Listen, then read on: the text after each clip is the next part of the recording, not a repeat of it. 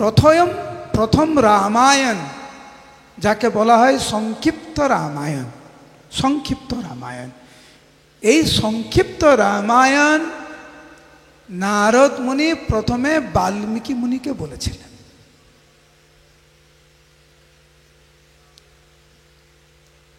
তো রামায়ণ শোনার পরে বাল্মীকি মুনির মনে আনন্দে ভরে উঠল এবং সারাক্ষণ কেবলমাত্র ভগবান রামকে নিয়েই তার চিন্তা, সব সময় শুধু নারদ ভগবান রামকে নিয়েই চিন্তা। নারদ মুনি তো সংক্ষিপ্ত রামায়ণ বলে চলে গেলেন। সারা রাত বাল্মীকি মুনি ঘুমায়নি, শুধু ভগবান রামকে নিয়ে ভাবছে, এই লীলা ওই লীলা, যা যা বলেছে নারদ মুনি। হঠাৎ করে চিন্তা করে হঠাৎ করে উনি বুঝতে পারলেন তো ভোর হয়ে গেছে। বলুন ভগবান রামচন্দ্র কি। তো সারা রাত ব্যাপী বাল্মীকি মুনি ঘুমাতে পারেনি। কেন ঘুমাতে পারেনি? কারণ নারদ মুনির থেকে সংক্ষিপ্ত রামায়ণ শ্রবণ করেছে সে, এবং সেই চিন্তা করতে করতে ভোর হয়ে গেছে। সব ছাত্ররা এসেছে বাল্মীকি মুনির কাছে, গুরুদেব আপনি তামসা নদীতে যাবেন না, তর্পণ করবেন না, স্নান করবেন না, গায়ত্রী করবেন না, আপনি সারা রাত ঘুমাননি গুরুদেব, চলো চলো। ভগবান রামের কথা চিন্তা করতে করতে বাল্মীকি মুনি তামসা নদীর তীরে এসেছেন। অপরূপ সৌন্দর্য তামসা নদীর তীর। ওইখানে উনি যখন আসলেন স্নান করার জন্য, তার আগে উনি দেখছেন যে একটি গাছে দুটি পাখি, স্বামী এবং স্ত্রী, দুইজনকে স্নেহ প্রদর্শন করছে, একে অপরকে ভালোবাসছে, আর দুইজনে গান গাইছে। বাল্মীকি মুনি একদিকে রামায়ণের কথা চিন্তা করছে, ভগবান রামচন্দ্রের কাহিনী, তামসা নদীর তীর কত সৌন্দর্য, আর এই দুটি পাখি সুন্দর গাইছে, একে অপরকে স্নেহ প্রদর্শন করছে, ভালো লাগছে ওনার। হঠাৎ করে পুরুষ পাখি, মানে প্রভু পাখি, হান্টার বা ব্যাট, ওকে তীর মারে, এবং একটু আগের মুহূর্তে যেটা আনন্দের মুহূর্ত ছিল দুই পাখির মধ্যে, এখন বিষাদ, এখন ক্রন্দন। পাখিটার বুকে তীর, মাটিতে পড়ে গেল, আর স্ত্রী পাখি এসে কান্নাকাটি করছে তার প্রভুর শরীরের পাশে। বাল্মীকি মুনি ভাবছে এত নিষ্ঠুর ব্যাধ, অত্যন্ত ক্রোধান্বিত হয়েছে। তখন ব্যাধ যখন সামনে এসেছে, বাল্মীকি মুনি অভিশাপ দিলেন। বাল্মীকি মুনি অভিশাপ দিলেন যে হে নিষ্ঠুর ব্যাধ, এরা যখন একে অপরের সাথে স্নেহের বন্ধনে আবদ্ধ, তুমি তখনই তাকে হত্যা করলে। সেই জন্য আমি তোমাকে অভিশাপ দিচ্ছি যে একজন সাধারণ মানবের যতদিন বেঁচে থাকা উচিত তুমি ততদিন বেঁচে থাকবে না, তোমার আয়ু হ্রাস হবে। এইরকম অভিশাপ দিলেন বাল্মীকি মুনি। কিন্তু বাল্মীকি মুনি যখন এই কথাটা বলেছে না, আমি যখন কথাটা বলছি এটা পদ্য আকারে না গদ্য আকারে? আমি এখন কথা বলছি গদ্য আকারে। বাল্মীকি মুনি আগে পরে গদ্যর আকারে বলছিল, কিন্তু যখন অভিশাপটা দিয়েছে, ভগবানের কি লীলা, ওটা পদ্য আকারে বেরিয়েছে, অনুষ্টুপ ছন্দতে। তো ওটা দেওয়ার মানে অভিশাপটা দেওয়ার পরে মনে মনে ভাবছে, আচ্ছা আমি কবিতার ছলে কি করে কবিতা মানে অভিশাপ দিলাম? আমি তো এরকম করে ভেবে তো এরকম করে কবিতা বলিনি, এটা কি করে হলো? সঙ্গে সঙ্গে তার ছাত্রদেরকে জিজ্ঞাসা করছে, এই আমি কি অভিশাপ দিলাম এটা বলো তো। তখনকার দিন ত্রেতা যুগ না, একবার শুনলে সব মনে থাকে। ওনার যে শিষ্যরা ওই শ্লোকটা মুখস্থ হয়ে গেছে, তারা তখন বিনা বাজিয়ে উনি যে অভিশাপ দিয়েছে 2 লাইন কবিতার ছড়ে, সেটা গান গেয়ে শুনিয়েছে। গুরুদেব আপনি এরকম বলেছেন। বাল্মীকি মুনি বলছে এটা কি করে সম্ভব? গভীর চিন্তা, স্নান আদি করে সবার সাথে স্নান আদি করে উনি আশ্রমে ফিরে এসেছেন। আশ্রমে ফিরে এসে উনি শুধু ভাবছে এটা কি করে হলো, এটা কি করে হলো, আমি তো কবিতার ছলে বলিনি তো। আমি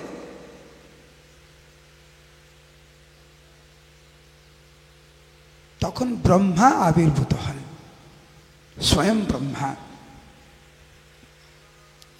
ব্রহ্মা এসেছে স্বয়ং, তাকে আরাধনা করেছে, পূজা করেছে, স্তবস্তুতি করেছে, কিন্তু মনটা পড়ে আছে সেই শ্লোকে যে আমি অভিশাপ দিলাম কবিতার ছলে কি করে। এটা আমি শ্লোক, কিন্তু আমি তো শ্লোক বলতে চাইনি, আমি তো এটা কি করে হলো, আমি তো শ্লোক বললাম, কি করে শ্লোক বললাম।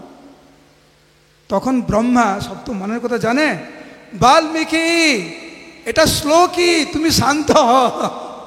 বলছে এটা শ্লোকই, শ্লোকই, আমি তোমাকে বলিয়েছি, আমার ইচ্ছা এটা হয়েছে। তখন বাল্মীকি মুনি বুঝতে পারলেন। তখন ব্রহ্মা তখন বললেন যে বাল্মীকি,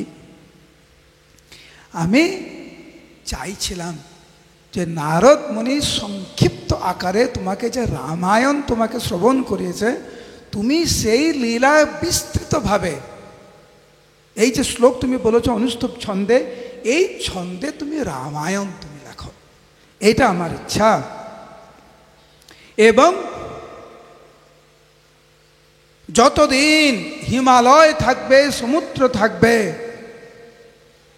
তোমার নাম সারা বিশ্ব ব্রহ্মাণ্ডে প্রকাশিত হবে।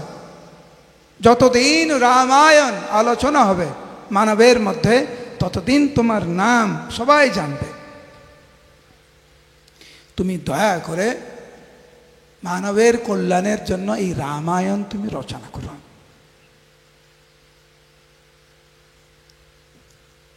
এবং ব্রহ্মা একটি বিশেষ বর দিয়েছিলেন যে আজ পর্যন্ত রামায়ণে যা যা হয়েছে তোমার কাছে সব কিছু প্রকাশ পাবে। এমনকি তুমি যদি চাও তো জানতে হনুমান ওই সময় কি চিন্তা করছিল, তুমি হনুমানের মনে প্রবেশ করতে পারবে। তুমি হরি বল। সেই জন্য রামায়ণে কোনো দোষ নাই, একদম শুদ্ধ। ব্রহ্মার বরে বাল্মীকি মুনি নিখুঁত রামায়ণ রচনা করেছিলেন, নিখুঁত,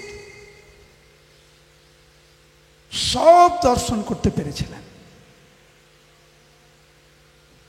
24,000 শ্লোকের মাধ্যম দিয়ে বাল্মীকি মুনি রামায়ণ রচনা করলেন। বালখণ্ড, অযোধ্যাখণ্ড, অরণ্যখণ্ড, কিষ্কিন্ধাখণ্ড, সুন্দরখণ্ড, ইয়ুথখণ্ড।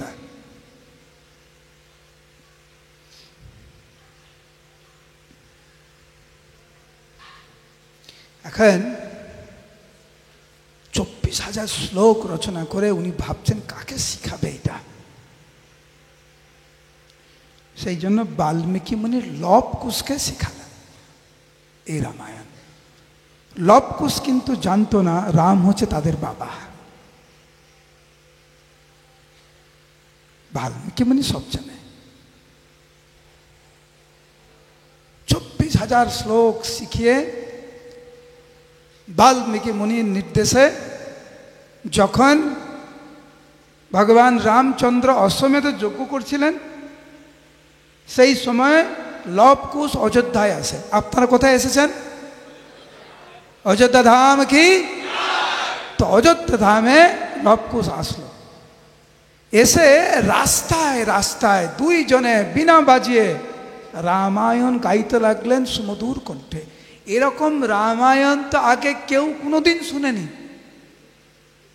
বিনা বাজিয়ে, তাও আবার ভগবানের সন্তানরা যখন ছোট ছোট বালক যখন গাইছে, সবার মন হরণ করে নিচ্ছে। পুরো অযোধ্যাবাসী স্তম্ভিত রামায়ণ শ্রবণ করে। সমস্ত ভক্তদের এত ভালো লেগেছে, হনুমান আদি সবার মন জয় করে নিয়েছে লবকুশ। সবাইকে ভগবান রামকে বলছে, প্রভু দুইজন অপূর্ব বালক এসেছে অযোধ্যায়, তারা খুব সুন্দর আপনার চরিত্র কথা তার গাইছে, আপনি যদি দয়া করে একবার শ্রবণ করেন। ভগবান রাম বলছেন, আমার লীলা কথা, কে এই বালক? প্রভু আপনি যদি না দেখেন, না শোনেন, আপনি যে আমরা যে কি আনন্দ পাচ্ছি, আনন্দটা আপনি পাবেন, দয়া করে শ্রবণ করুন আপনি। ভগবান বললেন, ঠিক আছে, নিয়ে আসো ওদেরকে। পুরো রাজসভা, রামচন্দ্র বসেছে সিংহাসনে, রামের মায়েরা, সমস্ত প্রজারা, সমস্ত মন্ত্রীরা, লক্ষ্মণ, হনুমান, শত্রুঘ্ন সবাই আছে। আর লবকুশ ওই রাজ দরবারের মানে দরজা দিয়ে প্রবেশ করছে। ওই দুজনকে দেখেই রামের মনে অনেক আনন্দ, আর রামায়ণ শুরু করেছে। রামায়ণ শ্রবণ করতে করতে ভগবান রাম এত মুক্ত হয়ে গেছে, রামচন্দ্র ভুলেই গেছে যেটা উনার চরিত্র কথা বলছে। এটা কার কথা বলছে? এত সুন্দর, কার কথা বলছে? মাঝে মাঝে মনে হয় না, আমাদের কিন্তু হয়, কোনো কিছু দেখে আমরা এতটা অবাক হয়ে কখন যে মুখটা হয়ে গেছে আমরা কিন্তু জানি না। তখন কেউ বলে, এই মুখ বন্ধ কর, এরকম হয় না? এরকম, হ্যাঁ, কখন যে আমাদের অটোমেটিক মুখটা হয়ে গেছে আমরা কিন্তু বুঝতে পারি না। আর একটা জিনিস দেখবেন, যখন খুব ভালো সময় যায় আমাদের, ধরুন দুইজন বসে গল্প করছেন, দুই বন্ধু, ঘনিষ্ঠ বন্ধু, আপন মনের কথা খুলে বলছেন, কখন যে 1 ঘন্টা হয়ে গেছে বুঝে যায় না। রামচন্দ্র রামায়ণ শুনতে শুনতে ঘন্টার পর ঘন্টা যে কখন অতিবাহিত হয়ে গেছে কেউ জানে না। ভগবান রামচন্দ্র পুরো মোহিত নিজের চরিত্র কথা শ্রবণ করে। সেখানে বর্ণনা করা হয়েছে যে রামচন্দ্র কখন যে উনার সিংহাসন থেকে উঠে কখন যে মাটিতে বসে গেছে সেটা উনি জানেন না। রামায়ণের এত মহিমা।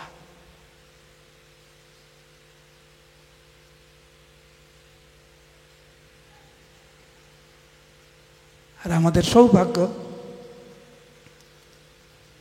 নারদ মুনি যে সংক্ষিপ্ত রামায়ণ বাল্মীকি মুনিকে বলেছিলেন, যা ব্রহ্মার আশীর্বাদে, ব্রহ্মার বরে বাল্মীকি মুনি বিস্তৃত আকারে 24,000 শ্লোক দিয়ে রামায়ণ বর্ণনা করলেন, যা লব এবং কুশ এই অযোধ্যাবাসীর সামনে ভগবান রামচন্দ্রকে শ্রবণ করিয়েছিলেন।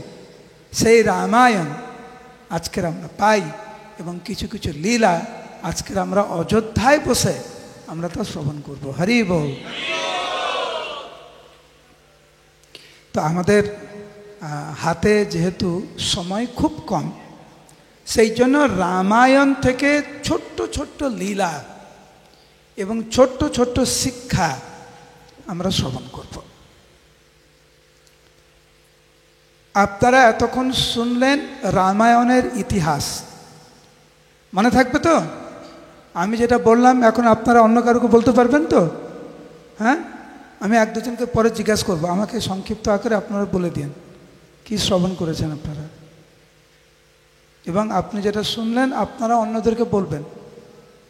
এইভাবে তো রামের মহিমা প্রকাশ পাবে। ভগবান রামকে যখন ওনার পিতা আদেশ দিলেন বনবাসে যেতে, যেহেতু কোন ওনাকে ওইখানে যদি বসতে চায় তো বাংলা বোঝে না।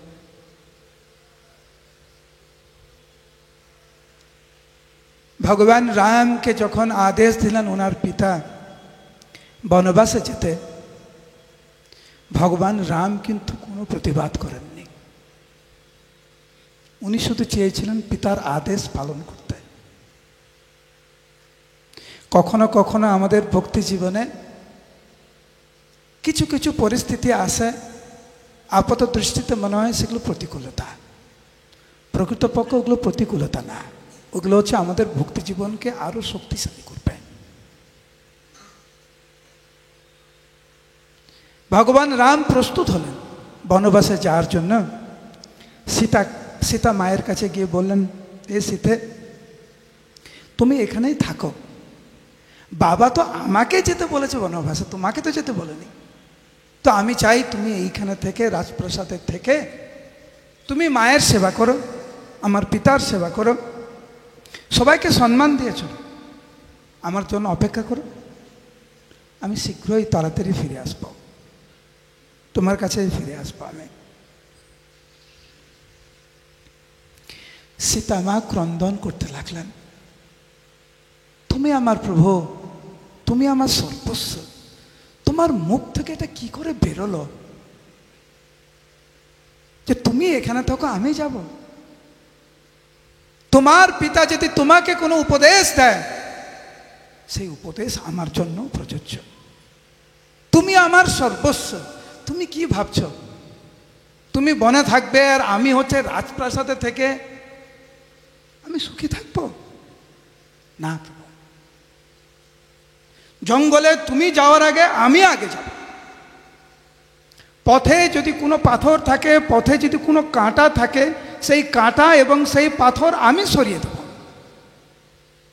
যাতে পিতার আদেশ পালন করতে তোমার কোনো অসুবিধা না হয়।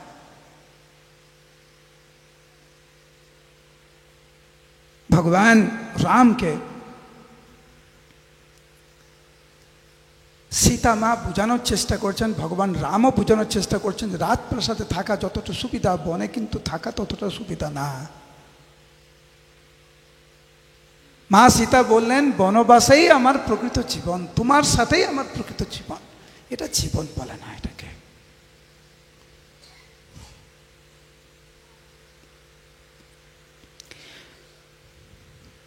মা বললেন, মা সীতা বললেন, প্রভু আমি তোমার উপরে কোনো বোঝা হয়ে থাকবো না, আমি তোমার সেবক হয়ে থাকবো।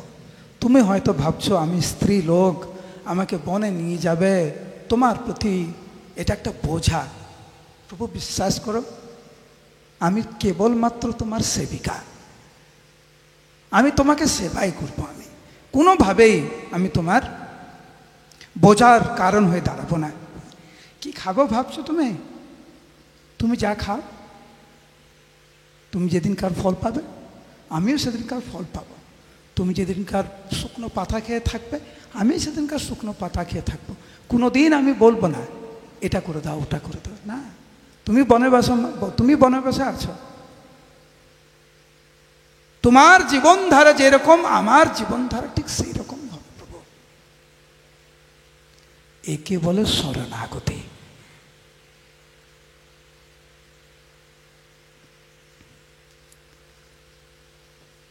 ভগবান রাম বারবার বোঝানোর চেষ্টা করছেন, সীতা মা শেষ পর্যন্ত বললেন যে তুমি যদি আমাকে ছেড়ে যদি একা একা বনে যাও, আমার মৃত্যু ছাড়া আমি আর কোনো উপায় দেখি না, সেজন্য দয়া করে তুমি আমাকে নিয়ে চলো। করুণা না হইলে কাঁদিয়া কাঁদিয়া প্রাণ না রাখিব আর। ভক্তিবিনোদ ঠাকুর গেয়েছেন, সরঙ্গ শরণাগতি হইবে যাহার, তাহার প্রার্থনা শুনে শ্রীনন্দ কুমার। পূর্ণ শরণাগতির মূর্ত বিগ্রহ হচ্ছেন সীতা মা। আমরা তো ভক্তি জীবনে এসেছি, সীতা মা হচ্ছেন জগৎ জননী, আমাদের মা। উনি আমাদেরকে শিক্ষা দিচ্ছেন, ভক্ত হতে চাও পূর্ণ শরণাগতি। অনেক লোভ আসবে কিন্তু, ঠিক যেরকম ভগবান রাম সীতা মাকে বললেন, হে সীতা তুমি রাজপ্রাসাদে থেকে যাও, বাবাকে সেবা করো, মাকে সেবা করো, তুমি জঙ্গলে থাকতে পারবে না। আমাদের কাছে কিন্তু কখনো কখনো লাভ, পূজা প্রতিষ্ঠার, ঐশ্বর্যের অনেক প্রলোভন আছে, সাবধান। শরণাগতি সীতা মায়ের মতো। তো রামায়ণ থেকে এই শিক্ষা আমরা পাই লক্ষ্মণ প্রকৃত সেবক। আমরা তো বলি সেব্য ভগবান, সেবক ভগবান।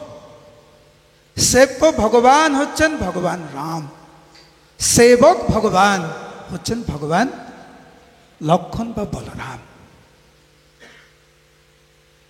যেই লক্ষ্মণ সেই বলরাম সেই নিতাই, জয় নিতাই, সেই নিতাই।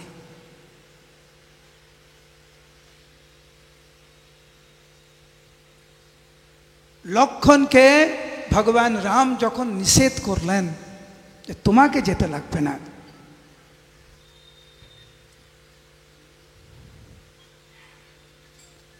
নাছর বান্দা মন ছিল, ক্রন্দন করেছিলেন অনেক লক্ষ্মণ।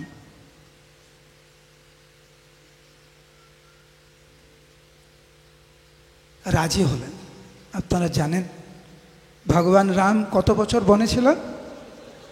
14 বছর। এই 14 বছর লক্ষ্মণ এক রাত্রি পর্যন্ত ঘুমাননি। 14 বছর ভগবান রাম এবং সীতা মা যখন বিশ্রামে যেতেন রাত্রিবেলা, আদর্শ সেবক রূপে লক্ষ্মণ কিন্তু গৃহের বাইরে পাহারা দিচ্ছে। আদর্শ সেবক।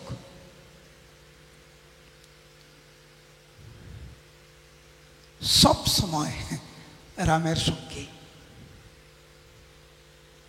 এবং সেই সেবা করতে গিয়ে কিন্তু অনেক পরীক্ষার পরিচয় দিতে হয়েছে। যখন মরিচা, মনে আছে, সেই সোনার হরিণ রূপ ধারণ করে, হে লক্ষ্মণ, হে সীতে, হে সীতে, হে লক্ষ্মণ। রাক্ষস কিন্তু রামের গলার অনুকরণ করে ডেকেছিল। স্বাভাবিকভাবে সীতা মা অত্যন্ত উদ্বেগ চিত্তে লক্ষ্মণকে বললেন, তুমি যাও, তুমি যাও, তুমি যাও, এক্ষুনি যাও।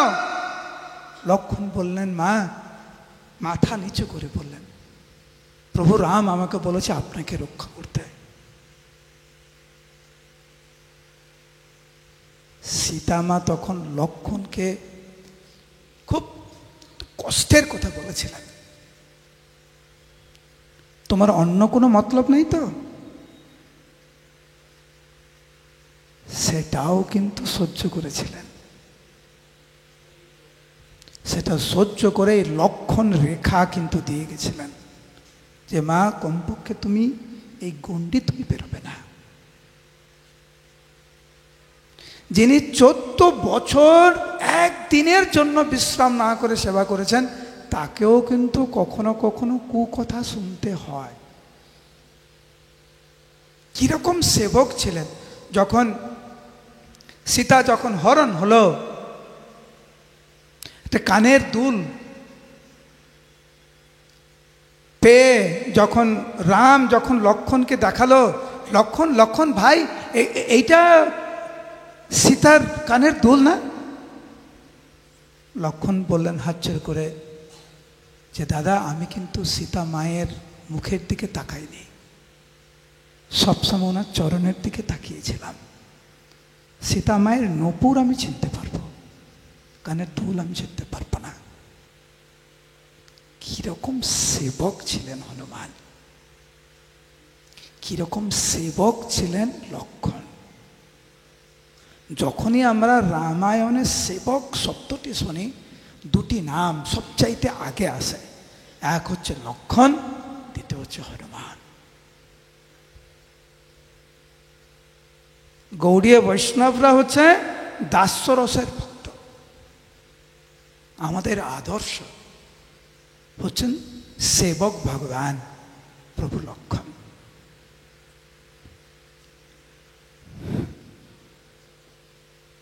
সীতা মায়ের থেকে আমরা কি শিখলাম? শরণাগতি। ভুলে গেছেন? এক্ষুনি বললাম, এক্ষুনি বলে গেছেন।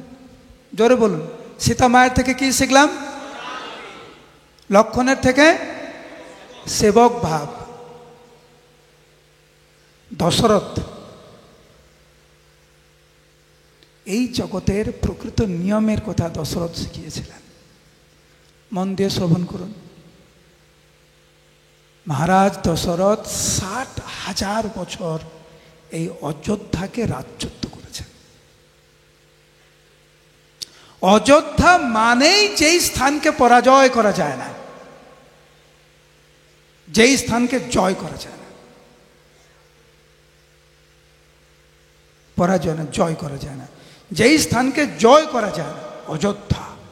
যুদ্ধ করে তুমি জিততে পারবে না। সেই স্থানের রাজা ছিলেন মহারাজ দশরথ 60,000 বছর, কিন্তু মৃত্যুর সময় নিজের একজন সন্তানকেও কাছে পেলেন না। না রাম, না লক্ষ্মণ, না ভরত, না শত্রুঘ্ন। মৃত্যু সর্বহরশ্চাহম। তুমি যত বড় পণ্ডিত হও, যত ঐশ্বর্যের মালিক হও, যত জনবল, ধনবল, যত প্রভাব, মৃত্যুর সময় কিন্তু মৃত্যু কারুকে পরোয়া করে না।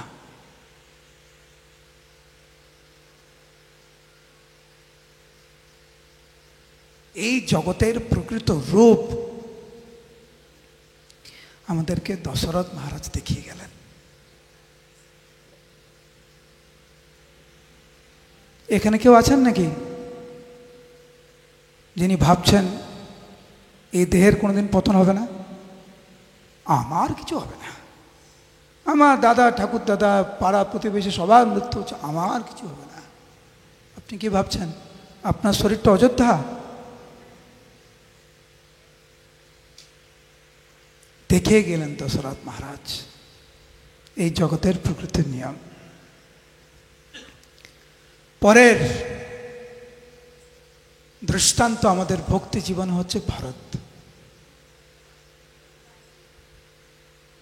যিনি তার কাঁধে অনেক ভার বহন করে গেছেন।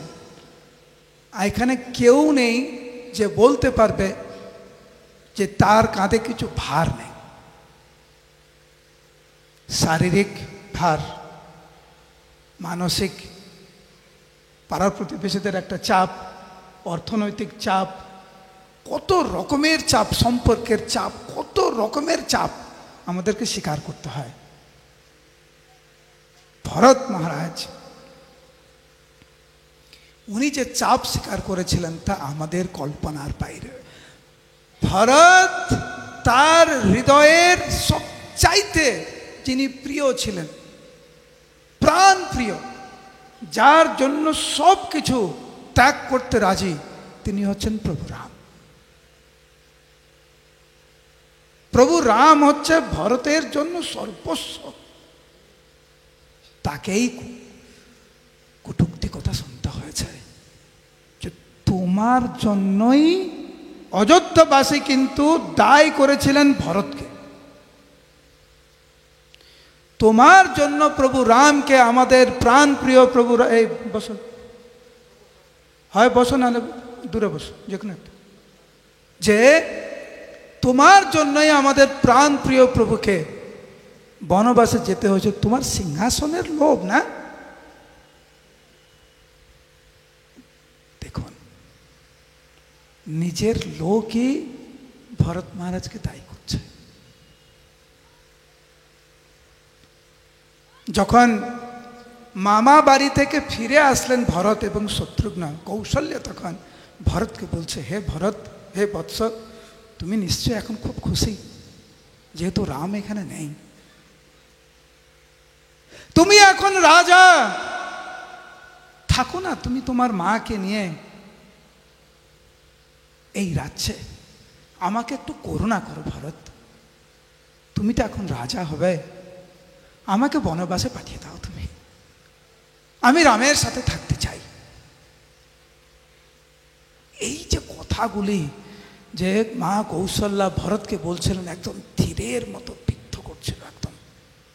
কারণ কৌশল্যাকে উনি মায়ের মতো কেন, মায়ের থেকেও বেশি ভালোবাসতেন, সম্মান করতেন, তার থেকে এইসব কথা শুনতে হচ্ছে।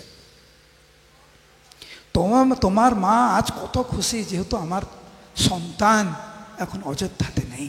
তুমিও নিশ্চয় খুব খুশি। আমাকে বিদায় দাও তুমি।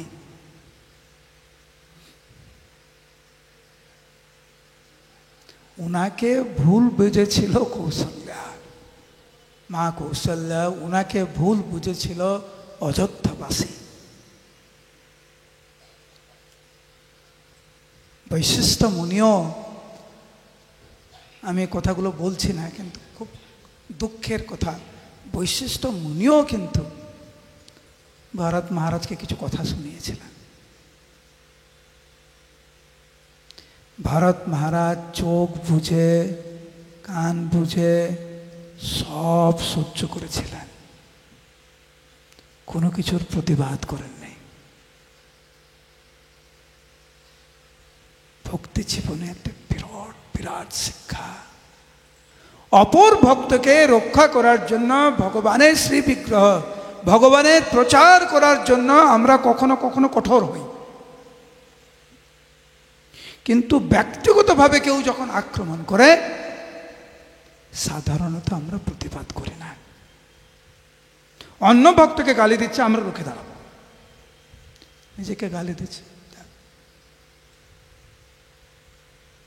সহ্য করা কাকে বলে, এটা ভরত মহারাজের থেকে আমাদেরকে শিখতে হবে।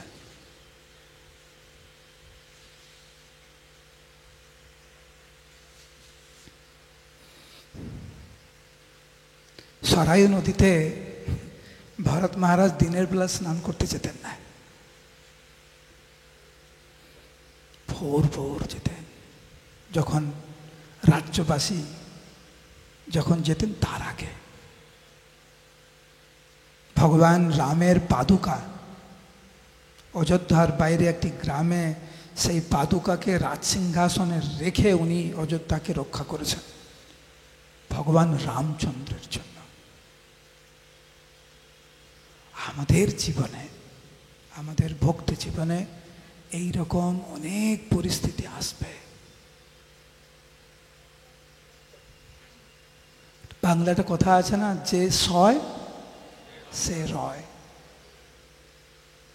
সহ্য করতে হবে আমাদের অনেক, এবং বিশেষ করে আমাদেরকে সহ্য করতে হবে আপন জনদের থেকে যে অপমান। আপনি রাস্তায় যাচ্ছেন, কোনো রিক্সাওয়ালা, কোনো অজানা লোক কেউ কিছু বলে দিল আপনাকে কুটুকুটি কথা, সেটাতে যত না দুঃখ পাবেন, আপনজন যখন কষ্ট দেয়, স্ত্রী, স্বামী, পুত্র, কন্যা, কাকা, জ্যাঠা, জেঠি, আমাদের আত্মীয় স্বজন, যখন যাদের থেকে আমরা আশা করিনি যে আমাকে ভুল বুঝবে, তারাই আমাকে যখন ভুল বুঝে, তখন কষ্টটা বেশি হয়। ভরত মহারাজের তাই হয়েছিল। সহ্য করতে হবে আমাদেরকে, কিন্তু উনি কখনো কিন্তু হাল ছাড়েনি। আমাদেরও হাল ছাড়লে হবে না। ভগবান রামচন্দ্র কি। বাংলা একটা কথা আছে, সঙ্গ দোষে শিলা ভাসে।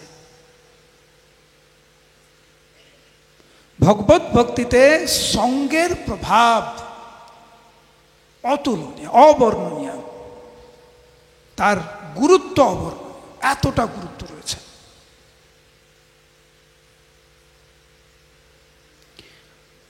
যে জব করে না, যে জব করার সময় সবসময় কথা বলে, তার পাশে যদি বসে জব করেন, দুদিন পরে দেখবেন আপনিও জব করার সময় শুধু কথা বলতে ইচ্ছা হবে।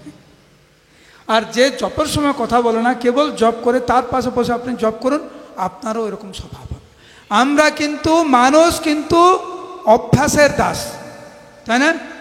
বিষয়টা হচ্ছে কোন অভ্যাসে আমরা অভ্যস্ত, ভালো অভ্যাস না খারাপ অভ্যাস। সঙ্গতে আমরা অভ্যস্ত। আপনারা এখন এই 600 ভক্তদের সঙ্গে আমরা অযোধ্যা যাত্রা করছি। বিষয়টা হচ্ছে কীরকম ভক্ত, তাদের শ্রবণ কীর্তনে মন আছে না ঘোরার মন আছে, শুধু এসেই শুধু ঘুরবে।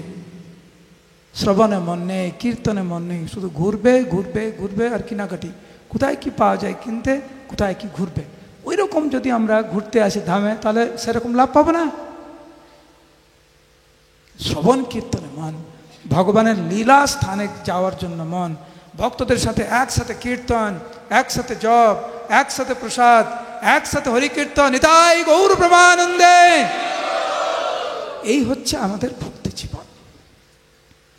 এখন কৈকেয়ী ভরত মহারাজের মা, কৈকেয়ী কিন্তু ভরত মহারাজের থেকেও ভগবান রামকে বেশি ভালোবাসতেন। কিন্তু মন্থরা সঙ্গদোষ, সব উলট পালট হয়ে গেছে। কারা কারা ভালো ভক্ত হতে চান বলুন হরি বল। ভগবান রামচন্দ্র কি। তো আমরা যদি ভালো ভক্ত হতে চাই, আমাদের সঙ্গটাকে দেখে নিতে হবে।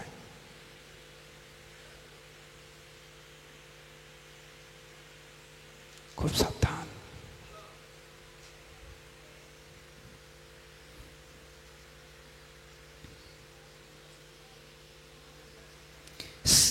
সেবার প্রতি আসক্ত হওয়া উচিত, পদের প্রতি না। এটা রামায়ণ থেকে একটা বড় শিক্ষা। ভগবান রাম পদের প্রতি কোনো আসক্ত ছিল না, সেবার প্রতি আসক্ত। বাবা বলেছেন যেতে, চলে গেলেন বাবার আদেশ পালন করার জন্য, পদের জন্য না। আমাদের জন্য নাম, ভগবানের নামের প্রতি আসক্ত থাকে, সেবার প্রতি আসক্ত থাকে, শ্রবণ কীর্তনের জন্য আসক্ত থাকে, পদের জন্য প্রতি যেন আসক্তি না থাকে। পদের প্রতি যদি আমাদের আসক্তি থাকে, তাহলে কিন্তু আমাদের মন বিচলিত হবেই হবে। দুটি শব্দ আমার পরে পরে বলুন। এক হচ্ছে রাম, আর একটা হচ্ছে আরাম। রাম এবং আরাম কি চাই?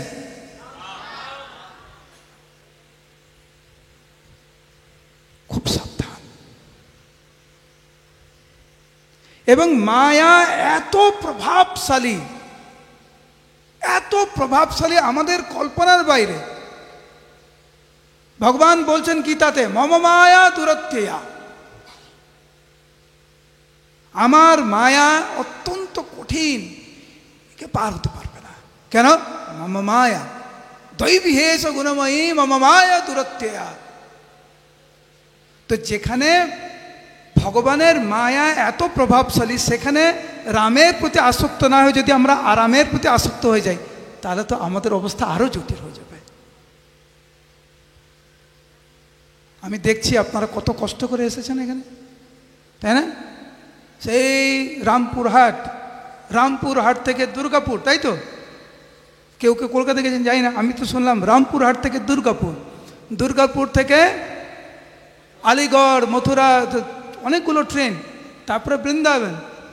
তো বৃন্দাবনে আবার কত জায়গা পরিক্রমা, গোবর্ধন পরিক্রমা ইত্যাদি ইত্যাদি, আবার কষ্ট করে এখানে এসেছেন।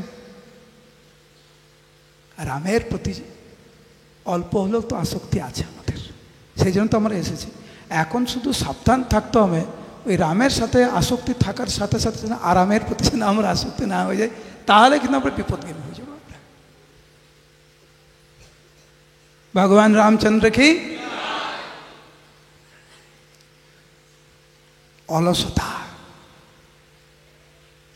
অলসতা কিন্তু আমাদের ভক্তি পথ থেকে বিচ্যুত করবে। ভগবান রাম যখন অযোধ্যা ছেড়ে যাবেন, যেই দিনকার, অযোধ্যাবাসী ভগবান রামকে বিন্দু মাত্র ছাড়তে চাইছেন না। ভগবান রাম যতই বুঝাচ্ছেন, অযোধ্যাবাসী প্রভুকে ছাড়বেই না। পুরো অযোধ্যাবাসী রামের সাথে গিয়েছে। প্রথম রাত্রিতে পুরো অযোধ্যাবাসী রামের সাথেই জঙ্গলে ঘুমিয়েছে। রাত্রিবেলা অযোধ্যাবাসী ঘুমিয়ে গেছে। যেই ঘুমিয়ে গেছে অযোধ্যাবাসী, ভগবান রামচন্দ্র সীতা মাকে এবং লক্ষ্মণকে নিয়ে ওখান থেকে চলে গেছে। সকালে ঘুম থেকে উঠে দেখে অযোধ্যাবাসী যে প্রভু রাম নাই। যার ঘুমের প্রতি অনেক আসক্তি, সে কিন্তু প্রভুকে পাওয়া খুব মুশকিল।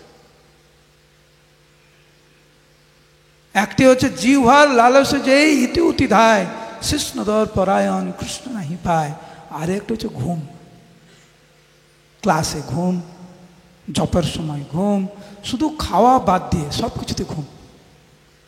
খাওয়ার সময় ঘুম নেই আমাদের, এইটা কিন্তু ভয়ঙ্কর। প্রভু রাম কিন্তু ছেড়ে চলে গেলেন, সবাই ঘুমাচ্ছিল, ছেড়ে চলে গেছে। বলুন হরে কৃষ্ণ।